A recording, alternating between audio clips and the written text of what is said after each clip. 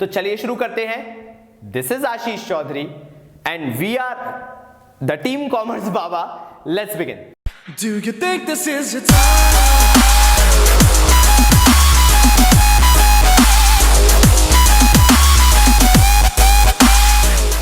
चलो यार, अब दो बड़े इंपॉर्टेंट टॉपिक और समझने हैं, जो कि पहला आपका आ गया एवरेज प्रोपेंसिटी टू कंज्यूम और दूसरा आ गया मार्जिनल प्रोपेंसिटी टू कंज्यूम। और अगर मैं इसको सिंप्लीफाई नहीं करूंगा तो दिमाग में नहीं जाएगा और सबसे बड़ी दिक्कत यही है। ठीक है, तो यार कैसे समझें, थोड़ा सा सोचना चालू करते हैं, थोड़ा सा समझना चालू करते हैं। क्या कर रहा है भाई? ठीक है, कि कैसे करेंगे। सबसे पहले तो जो आपने ग्राफ बना रखा है, कंजम्पशन कर्व बना रखा है, जब भी बनाया है आपने किसी भी एक कंजम्पशन कर्व को देखना चालू करो। मैंने इसलिए नहीं बनाया क्योंकि आप मेरे साथ मेहनत करोगे तभी तो मज़ा है पढ़ने का। मैं तो बना दूंगा, मैं सब चीज़ परोस के वैसे ही दे रहा हूँ ना आपको। तो थोड़ा सा मेरे लिए काम करो कि कंजम्पशन कर्व पे ध्यान दो। कंजम्पशन कर्व क्या जीरो से चालू हो रहा है? नहीं, क्योंकि कंजम्पशन कभी भी जीरो नहीं हो सकता। सही है, बिल्कुल सही बोल रहे हो। तभी यहाँ पे कहीं पे भी नहीं लिखा हुआ कि कंजम्पशन का एवरेज भी कभी जीरो जा सकता है। जब कंजम्पशन खुद ही जीरो नहीं हो सकता तो उसका एवरेज कभी जीरो जाएगा नहीं ना। जैसे मैंने तुमसे बोला यार लाइफ में कभी कुछ खाया है, तो भाई obviously consumption is a thing, obviously बिना कंजम्पशन के नहीं रह सकते, तो खाना तो पड़ेगा, कंज्यूम तो करना पड़ेगा। यूसेज चीज़ों का भले ही मत करो, आदि मानव बन जाओ, बिल्कुल एकदम मानुष ऐसे बन जाओ कि हम तो बिल्कुल जंगलों में रहते हैं, लेकिन तब भी खाया तो होगा, मिनिमम रिक्वायरमेंट ऑफ कंजम्पशन तो फुलफिल की होगी। ठीक है, तो सर क्या बोलना चाह रहे हो आप कि हम खाएं? नहीं, आप खाओ, मेरे साथ भी शेयर करो पिज़्ज़ा। ठीक है, टॉपिक पे आते हैं वरना भूख लगाएगी और फिर मैं डबल चीज़। ठीक है, तेरे को दे कौन रहा है? हाँ चल छोड़, जय को डोरेमोन देखना है, जय उसके बाद ही खाता है। जय जब तक डोरेमोन नहीं चलाओ तो जय खाता नहीं है। ठीक है, तो average propensity to consume is more than 1। अब यार ये मोर देन 1 क्या है? तो यार मैंने इनकम को मान लिया 1। अब एक बात बताओ, average propensity to consume more than 1 होता है क्या? जो अपन ने अभी जस्ट कंजम्पशन फंक्शन पढ़ा, उसके अंदर जो इनकम और कंजम्पशन वाला ग्राफ बनाया, उसमें कंजम्पशन ज्यादा था, ब्रेक इवन पॉइंट देखा था ना। देखो देखो देखो, कॉपी में देखो, ब्रेक इवन पॉइंट जो दिया हुआ था उससे जस्ट पहले देखो कंजम्पशन ऊपर था, इनकम नीचे से जीरो से आ रही थी। तब एवरेज प्रोपेंसिटी टू कंज्यूम क्या है? इनकम से ज्यादा। हेंस प्रूव्ड है ना, प्लीज गलत नहीं बोलना। फिर उसके बाद एपीसी इक्वल्स टू 1, इसको ब्रेक इवन पॉइंट बोल सकता हूं। जो एवरेज प्रोपेंसिटी टू कंजम्पशन है वो मेरे इनकम के बराबर है। कहां पे? ब्रेक इवन पॉइंट पे। कंजम्पशन और इनकम देखो भाई, वो या तो यू समझ गए ना। तो वहां पे क्या है, वहां पे इक्वल्स टू 1 हो रहा था, मतलब वो ब्रेक इवन पॉइंट था जहां कंजम्पशन और इनकम जो थे वो कहीं ना कहीं क्रॉस हो रहे थे, वो आपने देखा ही उसके अंदर। APC is less than 1। फिर उसके बाद क्या हुआ, इनकम बढ़ती चली गई, कंजम्पशन भी बढ़ रहा था लेकिन उसका जो रेट था वो फॉल हुआ, इनकम ऊपर निकल गई, कंजम्पशन नीचे रह गया, तो एवरेज प्रोपेंसिटी टू कंज्यूम जो है वो इनकम से कम हो गई। ठीक है, फिर बोला APC falls with increase in income. हमने वही बताया ना कि जो एवरेज है वो फॉल होता चला जाएगा। मतलब ऐसा नहीं है कि कंजम्पशन और ज्यादा नहीं करोगे, लेकिन जो ओवरऑल एवरेज है वो फॉल होगा। पहले आप हफ्सियों की तरह खा रहे थे बिकॉज आपके पास चीजें नहीं थी और आप जैसे तैसे जुगाड़ के खाया करते थे कि भाई कहीं से कुछ मिल जाए, कहीं से खाना। आपकी बात नहीं कर रहा मैं, वो पुअर पीपल की बात कर रहा हूं जो लोगों को खाना नहीं मिलता है। तो शुरुआत में उनके लिए 2 रोटी भी बड़े मायने रखती है, 4 मिल जाती है वो भी खा लेते हैं, चावल भी खा लेते हैं, सब कुछ खा लेते हैं बिकॉज उन्हें खाने को नहीं मिलता है। तो मतलब वो शुरुआत वाला टाइम बहुत ज्यादा रहता है जब हम कंजम्पशन बहुत हैवीली करते हैं। बट जैसे जैसे हमें एक नॉर्मल तरीके से खाना मिलने लगता है, यूजुअली खाना मिलने लगता है, तो हम बोलते हैं कि हाँ ठीक तो है यार, कौन सी बड़ी बात है। तो जैसे जैसे इनकम बढ़ती है, जो एवरेज प्रोपेंसिटी टू कंज्यूम है, the desire to consume kind of thing, वो धीरे धीरे फॉल होने लगती है। APC curve can never be zero because your consumption can never be zero because you have to consume, you are a human being, आपको consumption तो करना पड़ेगा। तो अगर कंजम्पशन जीरो नहीं हो सकता तो मैंने बताया उसका एवरेज भी जीरो नहीं हो सकता। सिंपल है बेटा, आगे बढ़े। क्या इंपॉर्टेंट पॉइंट्स देख लिया हमने यहाँ पे कि एवरेज प्रोपेंसिटी टू कंज्यूम सीधे सीधे बताता है एवरेजेस, और उसको हम डायरेक्टली रिलेट करते हैं इनकम से। हमने कुछ नहीं किया, आपको इसको कोई स्पेशली याद नहीं करना, दिमाग में बस ग्राफ लाओ, ग्राफ लाते हुए ये 4-5 पॉइंट आराम से बन जाएंगे। ग्राफ जैसे ही आया ना दिमाग में, पहली चीज क्या, एपीसी शुरुआत में मोर देन 1 होता है, फिर इक्वल टू 1 होता है, फिर लेस देन 1 हो जाता है, एपीसी फॉल होता है इनकम के साथ और जीरो नहीं हो सकता। ऑटोनॉमस कंजम्पशन रहेगा even at zero level of income. ठीक है, आगे बढ़े। अब ये मार्जिनल प्रोपेंसिटी टू कंज्यूम क्या होता है? देखो भाई, मार्जिनल ये बताता है कि आप क्या करोगे अगर आपकी एडिशनल इनकम होगी, क्या आप उसे खर्च करोगे, क्या आप उससे कंजम्पशन करोगे, ये मार्जिनल बताता है। जैसे मेरी जो अभी सैलरी आ रही थी, मैं पूरा का पूरा उसे कंजम्पशन में लगा देता था क्योंकि कंपैरेटिवली मेरी सैलरी कम थी। मतलब 20,000 जो भी मेरे हाथ में आता था, मैं 20,000 पूरा का पूरा क्या करता था, कंजम्पशन में लगा देता था। ठीक है, अब मुझसे ये पूछा जा रहा है कि 20,000 से मेरी सैलरी बढ़ के 30,000 हुई, तो वो जो एक्स्ट्रा मेरी सैलरी 10,000 से बढ़ी, क्या मैं अपने कंजम्पशन को भी वो 10,000 रुपये से बढ़ाऊंगा या फिर मैं नहीं बढ़ाऊंगा? Suspense and thriller. क्या करूं मैं उस एक्स्ट्रा सैलरी के साथ, जो मेरी एडिशनल सैलरी बढ़ी, एडिशनल इनकम बढ़ी, कंजम्पशन क्या बढ़ेगा, कितना बढ़ेगा, कैसा बढ़ेगा, वो कौन बताता है? Marginal propensity to consume. चलो देखते हैं वो एडिशनल बढ़े हुए 10,000 के साथ हम क्या करने वाले हैं। Value of MPC varies between 0 and 1। तो मेरे ऊपर है, देखना मेरी जो सैलरी बढ़ी, एडिशनल कितनी बढ़ी, 10,000। 20,000 जो सैलरी थी वो तो मैं वैसे ही खर्च कर रहा था, मुझे मजा आता था खर्च करने में, मैं क्यों सेव करूं? मैं तो बिल्कुल सेव नहीं करना चाहता था, क्योंकि मेरे को पूरा कंजम्पशन करना होता था। अब जो मेरी सैलरी एडिशनल 10,000 बढ़ी, मेरे ऊपर चॉइस है, मैं चाहूं तो पूरी सैलरी खर्च कर दूं, पूरी एडिशनल सैलरी खर्च कर दूंगा तो पूरी एडिशनल इनकम के बराबर हो जाएगी। तो वो क्या हो जाएगा? Marginal propensity to consume equals to 1, MPC equals to 1 हो जाएगा। अगर मेरी जो एडिशनल 10,000 की सैलरी मेरी जेब में, मेरे खाते में अलग से आ रही है, वो मैंने पूरी की लेके खर्च कर दी, या मुझे नहीं खर्च करना, मैंने कहा 20,000 तो मैं वैसे ही खर्च कर रहा था, मुझे नहीं करना, जो एडिशनल 10,000 होगी मैं तो सेव करूंगा। तो वो जो एडिशनल, मेरी बात बार बार सुनना, मैं ऐसे घुमा घुमा के बता रहा हूं ताकि तुम लोग कंफ्यूज ना हो। तो एडिशनल बढ़ी हुई 10,000 रुपए जो है वो मैं चाह के सेव कर सकता हूं ना, क्योंकि बाकी 20,000 तो वैसे ही खर्च कर रहा हूं ना। 30,000 मेरी इनकम होने लगी अब, तो 20,000 मेरे पहले का खर्चा था, तो जो एडिशनल 10,000 से बढ़ी, अगर मैं उसको सेव करने लगूं तो मेरी मार्जिनल प्रोपेंसिटी टू कंज्यूम क्या हो सकती है? 0।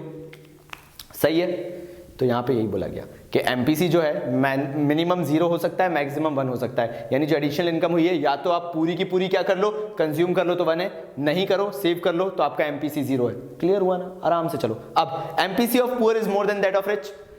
रिच के पास वैसे ही पैसा होता है, तो उसकी जो मार्जिनल प्रोपेंसिटी टू कंज्यूम है, मतलब एडिशनल इनकम जो होगी, वो कंजम्पशन पे क्यों खर्च करेगा? क्योंकि उसका कंजम्पशन तो वैसे भी निकल रहा है ना भाई। रिच इंसान है भाई, अमीर इंसान है, समझ रहे हो ना? मतलब बंदे के पास अगर अच्छा खासा पैसा है तो वो एडिशनल इनकम को क्या करेगा? रख देगा, सेव कर देगा, बोलेगा मेरे पास पहले ही बहुत पैसा है खर्च करने के लिए, ये एडिशनल खर्चा मैं कहां से करूं, मेरा जो पहले पैसा कमा रहा हूं वही खर्च नहीं होता। तो रिच की जो मार्जिनल प्रोपेंसिटी टू कंज्यूम है वो कम है, एडिशनल इनकम से जो खर्च करने की इच्छा होती है वो कम है। बोलता है क्या ये भी पैसा रखा था ये भी पैसा आ गया, क्या करें? लेकिन पुअर की, बेचारे गरीब की संकट देखो उसका, वो बेचारा दर दर भटकता है, उसको तो जो भी एडिशनल इनकम मिलेगी वो क्या करेगा? वो सोचेगा इससे थोड़ा कुछ खा लूं, इससे कपड़े खरीद लूं, इससे घर का किराया भर दूं। तो जो पुअर पीपल होते हैं उनकी marginal propensity to consume comparatively ज्यादा होती है, और ज्यादा होने का कारण है बिकॉज पहले ही वो बड़े मुश्किल से घर चला रहे थे, अब उनकी एडिशनल इनकम होगी तो वो और खर्चे को सुधारने की कोशिश करेंगे, स्टैंडर्ड ऑफ लिविंग को सुधारने की कोशिश करेंगे। ठीक है, finally MPC falls with successive increase in income, मैंने आपको बता ही दिया। जैसे एवरेज फॉल होता है वैसे मार्जिनल प्रोपेंसिटी टू कंज्यूम भी फॉल होता है। वो क्या बताता है? जैसे जैसे आपकी इनकम बढ़ेगी तो पहले की जो डिजायर थी बीइंग अ पुअर पर्सन, वो डिजायर अब धीरे धीरे हटने लगेगी, और आपका जो मार्जिनल प्रोपेंसिटी टू कंजम्पशन था या कंज्यूम था वो धीरे धीरे कम होने लगेगा जैसे जैसे आपकी इनकम बढ़ेगी। मतलब जब मेरी सैलरी 10,000 थी तो मेरे खर्चे नहीं निकल पाते थे, तो मैं भयंकर खर्च करता था। 20,000 पे भी वही हालत रही। 30, 40, 50,000 जब मेरी सैलरी बढ़ती चली गई तो वो कंजम्पशन का लेवल जो था, एडिशनल सैलरी को खर्च करने की डिजायर, वो कम होती चली गई। पहले पूरा 10,000 खर्च हो जाता था क्योंकि मेरे बेसिक खर्चे थे, फिर 20,000 कमाया तो वो भी नियर अबाउट खर्च ही हो जाता था क्योंकि मेरी डिजायर्स थी। लेकिन जैसे जैसे और इनकम बढ़ी तो वो एडिशनल इनकम जो मैं और अर्न करता गया, मैंने उसको सेव करना चालू किया, तो मार्जिनल प्रोपेंसिटी टू कंज्यूम क्या हुआ? डिक्लाइन होने लगा। अच्छे से समझ में आ गया ना? जल्दी से इसको नोट करो। मुझे मालूम है कुछ बच्चों को दिक्कत हो सकती है, तो चलो मैं तुमसे एक कहानी बोलता हूं और तुम सुनते जाना। मान लो मम्मी तुम्हें 2,000 रुपए पॉकेट मनी देती है, ठीक है? होता नहीं है ऐसा, लेकिन मान लो मम्मी 2,000 रुपए पॉकेट मनी दे रही है, ठीक है? ये एट एन एवरेज आपको मंथली मिल रही है, ठीक है? अब मम्मी ने बोला बेटा तू बहुत अच्छा है, मेरा प्यारा तारा सितारा है, हम तेरी पॉकेट मनी बढ़ा के 2,500 कर देते हैं। तो मम्मी ने आपकी पॉकेट मनी कितने से बढ़ा दी? 500 रुपए से। अगर ये आप पूरे 500 रुपए जो आपकी एडिशनल मनी आपको मिला है आपकी मातेश्री से, अगर आप ये सेव कर लेते हो तो आपकी मार्जिनल प्रोपेंसिटी टू कंज्यूम क्या हो गई? 0, क्योंकि आप उसे खर्च ही नहीं कर रहे, आप क्या कर रहे हो? सेव। और अगर आपने सेव ना करते हुए उसको खर्च कर दिया तो आपकी marginal propensity to consume equals to 1 हो गई। पूरा 500 रुपए मैं बात कर रहा हूं, है ना? पूरा 500 रुपए जो एडिशनल मिला वो अगर पूरा खर्च कर दिया तो मार्जिनल, सीसी लिख रहा हूं, देख रहा, मार्जिनल प्रोपेंसिटी टू कंज्यूम क्या हो गया?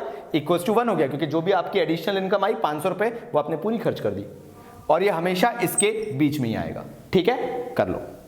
हाँ तो भैया अब आगे क्या करना है? प्रोपेंसिटी टू सेव देख लेते हैं। जो सेविंग है वो इनकम के साथ साथ चेंज होती है, बट ऑब्वियस है मैंने आपको एक चीज़ बताई कि जब इनकम ज़ीरो होती है तब एक आम इंसान अपनी सेविंग्स को यूज़ करता है, और इसलिए इस पॉइंट पे यहाँ पर जो हमारी सेविंग्स हैं उसको नेगेटिव दिखाया गया है और उसको डिनोट किया गया है कि वो ऑटोनॉमस कंजम्पशन है। फिर एक पॉइंट आता है जहाँ पे हमारी इनकम सफिशिएंट होती है हमारे कंजम्पशन के लिए, उस पॉइंट पे हम सेविंग्स को यूज़ करना बंद कर देते हैं। वो ब्रेक इवन पॉइंट सेविंग्स के लिए होता है जहाँ पे सेविंग्स जीरो होती है, हम सेविंग्स को यूज भी नहीं कर रहे, हम एक्स्ट्रा पैसा सेव भी नहीं कर पा रहे। ठीक है, फाइनली इनकम जब और बढ़ती है तो कंजम्पशन तो रहता है, लेकिन हम मोस्टली इनकम को सेव करने की कोशिश करते हैं और इसलिए सेविंग्स पॉजिटिव हो जाती हैं, हम सेव ज्यादा करने लगते हैं। ठीक है, अब average propensity to save, what does average propensity to save tells us? पहली चीज, एपीसी कैन नेवर बी 1 और more than 1। Average propensity to save है, अगर मैं 1 इनकम को हाइपोथेटिकली लेके चलता हूं कि 1 is income, that is income actually, तो एवरेज प्रोपेंसिटी टू सेव जो है वो कभी भी इनकम के बराबर नहीं हो सकती। That means whatever you are earning can not be saved completely. खाओगे क्या? सीधी सी बात है। तो whatever you are earning can not be saved completely 100%, इसलिए average propensity to save can never be 1। ठीक है, it can not be more than 1। जितना कमा रहे हो उससे ज्यादा सेव कैसे कर सकते हो? तो that is not also possible. अगर आप 30,000 कमा रहे हो तो आप 30,000 पूरा सेव भी नहीं कर सकते, क्योंकि आपको घर खर्च चलाना है, आपको अपने खर्चे भी निकालने हैं ऑर्डिनरी कोर्स ऑफ बिजनेस में, ऑर्डिनरी कोर्स ऑफ लाइफ में। साथ साथ में अगर 30,000 कमा रहे हो तो 31,000 तो सेव कर ही नहीं सकते, तो it can never B more than 1 average basis पे भी। ठीक है, फिर उसके बाद APC can never B 0, can be 0 sorry, APA, वही मैंने देखा, मैं दोबारा पता नहीं मैंने क्या बोला, एपीएस कैन बी 0, मतलब एक ऐसा पॉइंट आ सकता है जहां पर मे बी जो भी आपकी टोटल इनकम है, शुरुआत के दिन ले लो, एक टाइम हुआ करता था मैं 20,000 कमाता था और मैं पूरा 20,000 खर्च कर देता था, मेरी सेविंग्स तो उस टाइम पे 0 थी।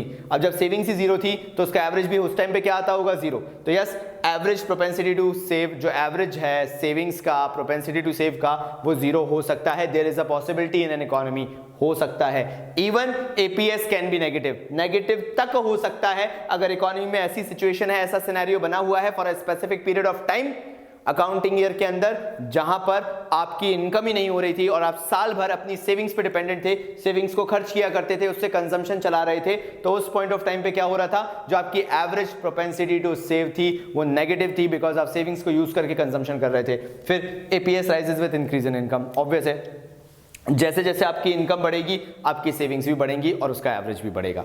ठीक है, फिर एमपीएस क्या होता है, मार्जिनल प्रोपेंसिटी टू सेव क्या होता है? मार्जिनल प्रोपेंसिटी टू सेव का मतलब है जितनी इनकम बढ़ेगी उसको, उसके साथ साथ सेविंग्स में कितना चेंज आएगा। मेरी इनकम वही 20,000 थी, अब 30,000 हो गई। अगर मेरी इनकम 10,000 रुपए से एडिशनल बढ़ी है तो वो एडिशनल 10,000 रुपए में से मैं कितना सेव करूंगा, that is marginal propensity to save. Additional income से एडिशनल कितनी सेविंग्स बढ़ती हैं? MPS varies between 0 and 1। Marginal propensity to save 0 भी हो सकती है, 1 भी हो सकती है। हो सकता है 20,000 मेरे लिए सफिशिएंट है, तो जो भी एडिशनल इनकम 10,000 की हुई, 20,000 के ऊपर 30,000 रुपए तक, जो भी एडिशनल 10,000 रुपीज मेरी 20,000 से 30,000 तक, जो भी एडिशनल 10,000 मेरी इनकम हुई है, मैंने उसको क्या कर लिया, पूरा सेव कर लिया। अगर पूरा सेव कर लिया तो वो 1 है, और अगर सेव नहीं किया तो मार्जिनल प्रोपेंसिटी टू सेव क्या हो जाएगा? 0, because I am not at all saving anything.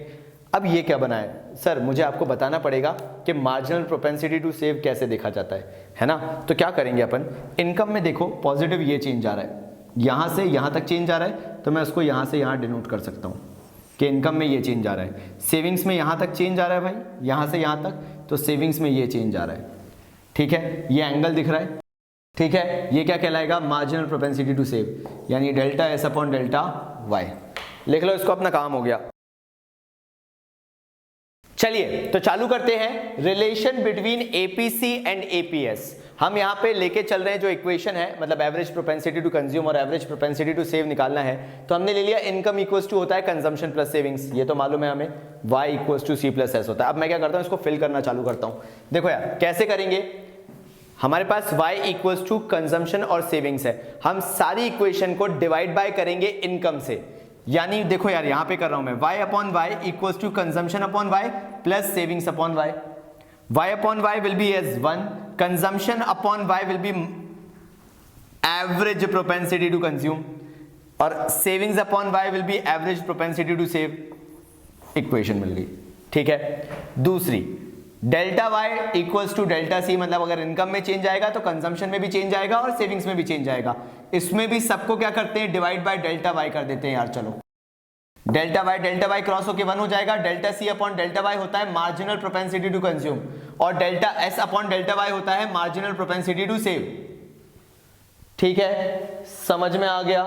मैं ज्यादा ब्लैंक एक्सप्रेशंस नहीं दूंगा, मैं ये अज्यूम कर रहा हूं कि ये बेसिक दो इक्वेशंस जो हैं ये आपको समझ में आ गई होंगी। ठीक है, अब आ जाते हैं इक्वेशन ऑफ कंजम्पशन फंक्शन पे कि ये इक्वेशन को कैसे किया जाता है। करें, देखो सेविंग्स इक्वल्स टू होता है y माइनस कंजम्पशन, और कंजम्पशन होता है मतलब सेविंग्स अगर आपको निकालनी है तो आप बेसिकली क्या करोगे, इनकम में से जो भी पैसा आपने कंजम्पशन में स्पेंड किया है उसको कर दो माइनस, तो आपके पास सेविंग्स आ जाएंगी। सेविंग्स के लिए अब मैं कंजम्पशन का मुझे फॉर्मूला मालूम है, यानी फंडा मालूम है। एक तो होता है ऑटोनॉमस कंजम्पशन, कंजम्पशन के अंदर पहला कंजम्पशन होता है ऑटोनॉमस, और दूसरा वो कंजम्पशन होता है जो इनकम के साथ चेंज होता है, मतलब अगर इनकम बढ़ेगी तो कंजम्पशन भी बढ़ेगा। मैं क्या करूंगा, सेविंग्स वाले फॉर्मूले में y माइनस कंजम्पशन का ये जो पूरा फॉर्मूला है ये यहां लिख दूंगा c बार प्लस बी वाई। ठीक है, ये मेरा यहाँ पे फॉर्मूला मैंने पुट कर दिया। अब मुझे क्या करना है, सेविंग्स इक्वल्स टू ये जो सी बार यहाँ पे है मैं इसको पूरा ओपन कर रहा हूं, y माइनस सी बार प्लस माइनस हो जाएगा माइनस बी वाई हो जाएगा। मैंने ब्रैकेट ओपन किया तो माइनस सी बार हो गया, प्लस बी वाई था तो वो भी माइनस बी वाई हो गया।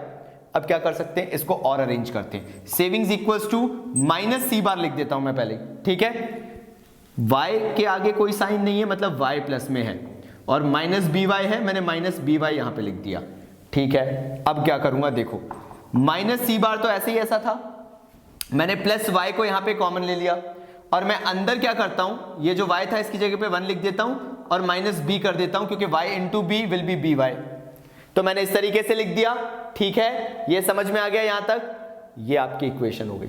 इक्वेशन क्या बोल रही है, सेविंग्स एक तो ऑटोनॉमस कंजम्पशन को लेके होती है नेगेटिव, नेगेटिव का मतलब समझ में आ गया।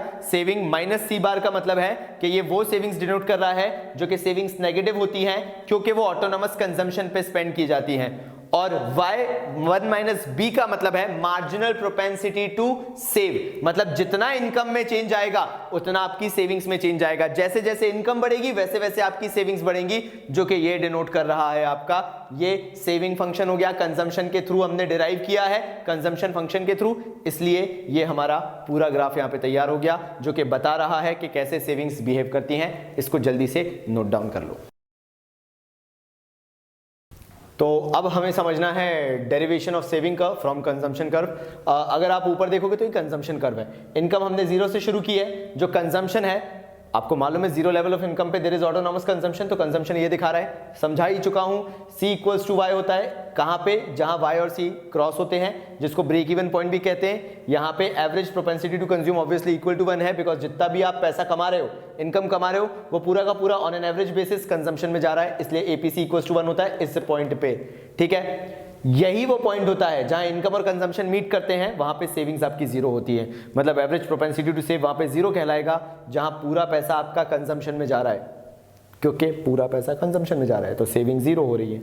यहीं पे जब इनकम कम है और कंजम्पशन ज्यादा है तब डिससेविंग्स हो रही है, इसलिए ये नेगेटिव गया है और ऑटोनॉमस कंजम्पशन यहाँ पे शो किया गया है, because you are not depending upon the income. आप अपना खर्चा अपनी सेविंग से चला रहे हो। ऑल्दो जैसे जैसे इनकम बढ़ रही है वैसे वैसे देखो सेविंग्स का जो यूसेज है वो कम होता जा रहा है, और जैसे इनकम कंजम्पशन के बराबर पहुंची सेविंग का यूज जीरो हो गया, इनकम ऊपर चली गई, कंजम्पशन कंपैरेटिवली कम है तो आप पैसा सेव करने लगे। ये डेरिवेशन है, बहुत बेसिक है, ज्यादा डिटेल में मत जाना, इससे ज्यादा पूछा भी नहीं जाता है। ठीक है, आगे बढ़ते हैं। फिर हमें नेक्स्ट पढ़ना है इन्वेस्टमेंट फंक्शन। दो तरह के इन्वेस्टमेंट्स होते हैं, एक होता है इंड्यूस्ड, दूसरा होता है ऑटोनॉमस। इंड्यूस्ड का मतलब है वो इन्वेस्टमेंट जो कि टिपिकली प्रॉफिट मोटिव से किया गया हो और जो इनकम लेवल के साथ चेंज होता हो। ये इन्वेस्टमेंट कर्व बनाया अपन ने, ये इन्वेस्टमेंट है इस इनकम के साथ। जैसे ही हमारी इनकम बढ़ी हमारे इन्वेस्टमेंट्स भी बढ़ रहे हैं, ये इंड्यूस्ड इन्वेस्टमेंट होता है। 2 पॉइंट क्या लिखने हैं, नोट करोगे तुम लोग मेरे साथ, क्या क्या, डिपेंड्स ऑन प्रॉफिट एक्सपेक्टेशन, इसका पूरा का पूरा मोटिव होता है प्रॉफिट कमाना, और ये डायरेक्टली इन्फ्लुएंस होते हैं इनकम लेवल के साथ। जितनी इनकम लेवल होगी उस हिसाब से इन्वेस्टमेंट ज्यादा होंगे। ठीक है, आगे बढ़ते हैं। ऑटोनॉमस क्या होते हैं, ये जनरली पॉलिटिकल सोशल एनवायरनमेंट जो एक इकोनॉमी का है उसके हिसाब से ये इन्वेस्टमेंट्स होते हैं, और ये टिपिकली प्रॉफिट मोटिव से डायरेक्टली रिलेटेड नहीं होते हैं। अगर ग्रोथ ऑफ पॉपुलेशन होता है, पॉलिटिकल चेंजेस आते हैं इकोनॉमी में, टेक्नोलॉजिकल चेंजेस आते हैं, तो इनमें कहीं चेंज देखने को मिलेगा, अदरवाइज नहीं। Do not affected by the changing level of income. अगर इनकम लेवल में कोई चेंज आ भी रहा है तो इन्वेस्टमेंट्स में चेंज नहीं आता है, बिकॉज इनमें चेंज किसके कारण आएगा, इनकम के कारण नहीं, political changes, environmental changes, technological changes, उनके कारण इसमें चेंज आता है। Not induced solely by profit motive, ये प्रॉफिट मोटिव से ही इन्फ्लुएंस नहीं होते हैं, तभी इनको क्या बोला गया है कि ये ऑटोनॉमस इन्वेस्टमेंट्स हैं। इनकम के चेंज के कारण इन्वेस्टमेंट में कोई भी चेंज नहीं दिखता है। इससे ज्यादा याद नहीं रखोगे, मैंने बहुत शॉर्ट एंड स्वीट रखा है, आप भी इतने याद रखोगे, जल्दी से लिख लो। चलिए, तो हम चैप्टर की एंडिंग तक आ ही चुके हैं, तो फाइनली कुछ और टॉपिक्स भी डिस्कस कर लेते हैं, जैसे डिटर्मिनेंट्स ऑफ इन्वेस्टमेंट। अब डिटर्मिनेंट्स ऑफ इन्वेस्टमेंट्स जो होते हैं वो एक्चुअल में 3 तरीके से हैं। पहला जो है 3 तरीके से कैसे मैं समझाऊंगा, 2 लिखे हैं लेकिन है 3, कैसे देखना। मार्जिनल एफिशिएंसी ऑफ इन्वेस्टमेंट सबसे पहले देखते हैं, मतलब अगर हम एक इकोनॉमी के अंदर कोई भी इन्वेस्टमेंट्स कर रहे हैं तो उनका एफिशिएंसी लेवल देखा जाता है कि क्या वो उतने एफिशिएंट है भी या नहीं, या इन्वेस्टमेंट करने लायक हैं या नहीं है। मतलब पहले सोचो कि अगर आप एक इकोनॉमी के अंदर इन्वेस्टमेंट्स करोगे तो क्या उससे वो रिटर्न्स मिल पाएंगे या नहीं मिल पाएंगे। जैसे इसके अंदर पहली बात सप्लाई प्राइस देखी जाती है, यानी cost of producing a new asset of that kind. मतलब अगर आपके पास एक पुराना एसेट पड़ा है, आप उसको रिप्लेस करोगे नए एसेट से, और उसकी जो एक्चुअल कॉस्टिंग आएगी वो आपको चेक करनी पड़ती है इसके अंदर, जो कि मैंडेटरी है ये देखने के लिए कि क्या वो न्यू इन्वेस्टमेंट वर्थ इट होगा या नहीं होगा, ये चेक किया जाता है सप्लाई प्राइस के अंदर। नेक्स्ट देखा जाता है प्रोस्पेक्टिव यील्ड। फिर हम चलो यार एसेट तो खरीद लें, लेकिन वो कितना आउटपुट जनरेट करके देगा वो भी देखना जरूरी है। Net return expected from the capital asset over it's life time, मतलब क्या वो एसेट वर्थ इट भी होगा। मैं 1 करोड़ का एसेट तो ले लूं, लेकिन क्या वो 1 करोड़ का एसेट जो है क्या मुझे वो 10 करोड़ तक का आउटपुट निकाल के देगा। अगर हाँ, मे बी उससे ज्यादा भी दे, तो वो चीज भी आपको चेक करने वाली है कि आपको ये भी देखना पड़ेगा how much yield, that means how much productivity you get out of that particular asset। एक तो सप्लाई प्राइस कितनी कॉस्टिंग पड़ रही है, और दूसरा उससे क्या रिजल्ट्स मिलेंगे ओवर इट्स लाइफ टाइम, कितना आप उससे आउटपुट जनरेट कर पाओगे। ये मार्जिनल एफिशिएंसी ऑफ इन्वेस्टमेंट के अंदर देखा जाता है, whether those investments are efficient और नॉट। ठीक है, नेक्स्ट हमारा आता है रेट ऑफ इन्वेस्टमेंट। अब ये रेट ऑफ इंटरेस्ट, बेसिकली ये रेट ऑफ इंटरेस्ट क्या बताता है। देखो यार, जैसे जब मैं मार्जिनल एफिशिएंसी ऑफ इन्वेस्टमेंट कर रहा था तो उसमें था एक्सपेक्टेड रेट ऑफ रिटर्न जो आपको मिलता है, मतलब whatever expecting you are out of the investments with जो एडिशनल इन्वेस्टमेंट्स किए हैं उससे क्या रिटर्न मिलेगा, वो था आपका मार्जिनल एफिशिएंसी ऑफ इन्वेस्टमेंट। ये इसमें एक एड ऑन चीज है, वो है rate of interest. Rate of interest is something that you पे। आपने कोई बोरिंग्स ले रखी है, आपने कोई लोन ले रखा है, उस पर जो आपको रेगुलरली रेट ऑफ इंटरेस्ट पे करना पड़ता है वो आपका रेट ऑफ इंटरेस्ट है। बट ऑब्वियसली जो भी लोन ले रखा है, तो ये यार इनवर्स रिलेशनशिप होता है रेट ऑफ इंटरेस्ट पे और इन्वेस्टमेंट्स में। अगर रेट ऑफ इंटरेस्ट हाई होगा तो इन्वेस्टमेंट्स कम होंगे क्योंकि हमें बोरिंग्स कॉस्टली पड़ेंगी, और अगर रेट ऑफ इंटरेस्ट लो है तो इन्वेस्टमेंट्स हाई होंगे क्योंकि हमें बोरिंग्स कंपैरेटिवली चीपर पड़ रही है। ठीक है, तीसरा इसके अंदर आता है इन दोनों का कंपैरिजन, जो मैं तीसरा बोल रहा था, मार्जिनल एफिशिएंसी ऑफ इन्वेस्टमेंट्स और रेट ऑफ इंटरेस्ट को चेक किया जाता है। अगर मार्जिनल एफिशिएंसी ऑफ इन्वेस्टमेंट ज्यादा है और रेट ऑफ इंटरेस्ट कंपैरेटिवली कम है तो yes you will go with the new investments. लेकिन मार्जिनल एफिशिएंसी उतनी है नहीं और बिना बात का रेट ऑफ इंटरेस्ट आपको ज्यादा पे करना पड़ रहा है, तो उस केस में आप इन्वेस्टमेंट्स अवॉइड करोगे at least for that time period. आगे बढ़ते हैं, एक्स आंटे और एक्सपोज सेविंग्स और एक्स आंटे इन्वेस्टमेंट्स और एक्सपोज इन्वेस्टमेंट्स। इसमें क्या करना है, जो एक्स आंटे होते हैं, चाहे सेविंग हो चाहे इन्वेस्टमेंट हो, दोनों प्लान्ड होती हैं। मतलब इसमें आप प्लानिंग करते हो कि डिफरेंट लेवल ऑफ इनकम्स पे आप कितनी सेविंग्स करोगे, कितने इन्वेस्टमेंट्स करोगे। That is something which you actually plan, that is something which you decide about the future. You are not doing it in the real time but you are planning to do so. सिर्फ planning जहां पे होती है वो x आंटे होता है, चाहे savings हो चाहे इन्वेस्टमेंट हो। जब एक्सपोज की बात करते हैं तब भी हम सेविंग और इन्वेस्टमेंट की बात करते हैं, लेकिन इसके अंदर रियल टाइम में आ जाते हैं हम। मतलब जितना इन्वेस्टमेंट कर चुके हो, चाहे प्लान्ड वे में चाहे अनप्लान्ड वे में, या जितना सेव कर चुके हो चाहे प्लान्ड वे में चाहे अनप्लान्ड वे में, this is more realistic, this is actually futuristic, जिसमें आप ये डिसाइड करते हो, प्लान करते हो what you actually will save, what you actually will invest. और एक्सपोज के अंदर द रियलिटी इज देयर। ठीक है, इतना कर लिया।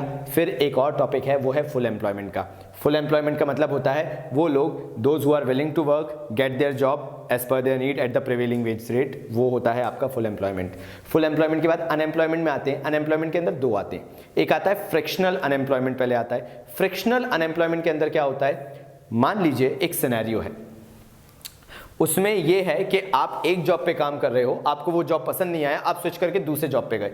तो जो टाइम गैप हुआ ना, जिस टाइम के लिए आप जॉबलेस रहे, वो पर्टिकुलर टाइम के टाइम, वो उस टाइम के लिए जो अनएम्प्लॉयमेंट होता है from switching one job to another, उसके बीच के ड्यूरेशन के बीच जो अनएम्प्लॉयमेंट होता है वो फ्रिक्शनल अनएम्प्लॉयमेंट कहलाता है। ठीक है, इतना समझ में आया। दूसरा आता है इनवॉलेंट्री, मतलब अच्छा इससे पहले एक और बता देता हूँ, स्ट्रक्चरल अनएम्प्लॉयमेंट क्या होता है। आजकल नई नई टेक्नोलॉजीज आ गई हैं, आजकल नए नए गैजेट्स प्रोड्यूस हो चुके हैं, आ चुके हैं, मैन्युफैक्चर हो चुके हैं। इस कारण से जब आपकी जो पोजीशन है वो एक्चुअल में कोई मशीन ओवरटेक कर लेती है तो उसे स्ट्रक्चरल अनएम्प्लॉयमेंट कहते हैं। बहुत बेसिक सा है, पढ़ा हुआ है 11th में भी, तो मैं ज्यादा इसमें नहीं जाऊंगा। फाइनली आता है इनवॉलेंट्री अनएम्प्लॉयमेंट। इनवॉलेंट्री अनएम्प्लॉयमेंट का मतलब होता है you want to work, you willing to work but at the prevailing wage rate or at the prevailing structures of the salary which you will get but you don't get the job। मतलब आपको काम करने का मन है, सब है, लेकिन you are not getting the job, तो वो involuntary unemployment है। मतलब आपको चाहिए employment लेकिन आपको मिल नहीं रहा है, that is termed as involuntary unemployment। यहां पर